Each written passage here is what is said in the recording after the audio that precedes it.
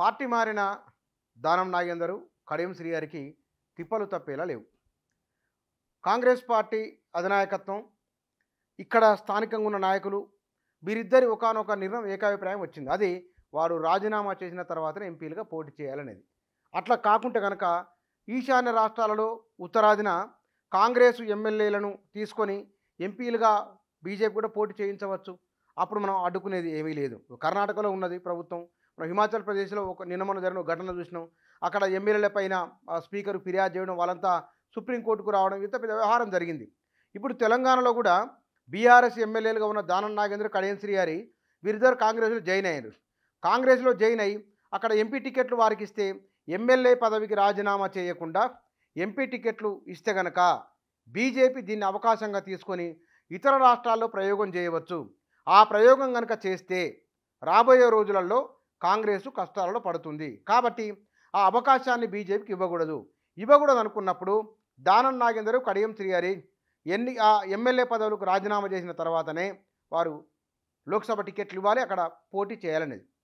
దీనికి తోడు వీరు పార్టీలోకి రావడాన్ని ఆ స్థానికంగా ఆ నియోజకవర్గాల నాయకులు, ప్రధానంగా కాంగ్రెస్ నాయకులు అస్సలు జీర్ణించుకోవడం లేదు, తీవ్రంగా వ్యతిరేకిస్తున్నారు.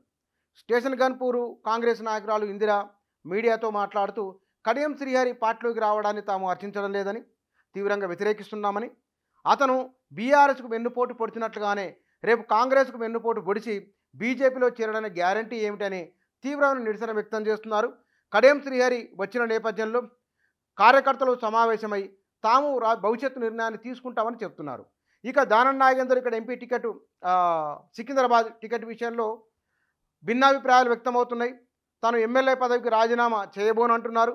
రాజీనామా చేయకుంటే కనుక పోటీ చేసేది లేనే లేదు అని ఏఐసీసీ నాయకులు చెప్తున్నారు. మరి దానం ఏం చేయబోతున్నారు అంటే ఆయన ఎంపీ టికెట్ను కాకుండా ఆయనకు ప్రత్యామ్నాయంగా మరొకటి ఏదైనా ఇవ్వాలి, ఎమ్మెల్యేగా కొనసాగుతారు. ఇది ఇక్కడ ఉన్న అంశాలు రెండు.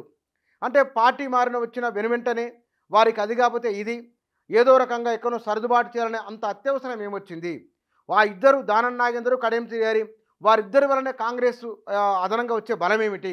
వారికి అంత టాప్ ప్రయారిటీ ఇవ్వాల్సిన అవసరం ఏమున్నది అనే ప్రశ్నలు కూడా కాంగ్రెస్ పార్టీలో వ్యక్తమవుతున్నాయి. కాబట్టి వారిద్దరూ రాజీనామా చేయాలి. రాజీనామా చేసిన తర్వాత కాంగ్రెస్ పార్టీ గుర్తుతో ఎన్నికల్లో పోటీ చేయాలి. అంటే ఇవాళ ప్రజల్లో కాంగ్రెస్ పార్టీకి ఉన్న అనుకూలతను ఆ పార్టీ నుంచి ఇక్కడికి వచ్చిన పారాచూట్ నేతలకు ఇవ్వడమేమిటి? తాము సహకరించేది లేనే లేదు అని కాంగ్రెస్ క్షేత్రస్థాయి నాయకులు చెప్తున్నారు. కాబట్టి ఇవన్నీ కూడా మరి దీంట్లో ఒక ప్రత్యామ్నాయ మార్గం ఉన్నది. కడియం శ్రీహరి ఆయన రాజీనామా చేసి వారి కుమార్తె స్టేషన్ గన్పూర్ ఎమ్మెల్యేగా పోటీ చేయడము, ఆయన వరంగల్ ఎంపీగా పోటీ చేయడం, ఇదొక అంశం. దానం నాగేందరు ఒకవేళ ఎంపీగా పోటీ చేయాలంటే రాజీనామా చేయాలి. రాజీనామా చేయకుంటే సికింద్రాబాద్ టికెట్ బొంతు రామ్మోహన్కి ఇవ్వడం, మాజీ మేయర్ బొంతు రామ్మోహన్కి ఇవ్వడం. ఇట్లా చేయడం వలన అంటే వీరిద్దరూ ఏ పర్పస్తో అయితే కాంగ్రెస్లోకి వచ్చిండ్రో, కేవలం అధికారంలో ఉందని వచ్చిండ్రా, ఎంపీలుగా పోటీ చేద్దామని వస్తున్నారా అనే ఈ అన్ని అంశాలు కూడా అది ఈ ఇద్దరికి ఇబ్బందిని కలిగించే విషయాలుగానే ఉన్నాయి. ఇక్కడ కాంగ్రెస్ పార్టీ అధిష్టానం నిర్ణయం ఒక రకంగా ఉన్నది, వీరు ఇంకో రకంగా ఆలోచిస్తున్నారు.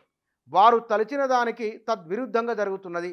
వారి భవిష్యత్తు ఏమిటో కాంగ్రెస్ పార్టీ నాయకత్వం ఇవాళ రేపు తేల్చే అవకాశం ఉన్నది.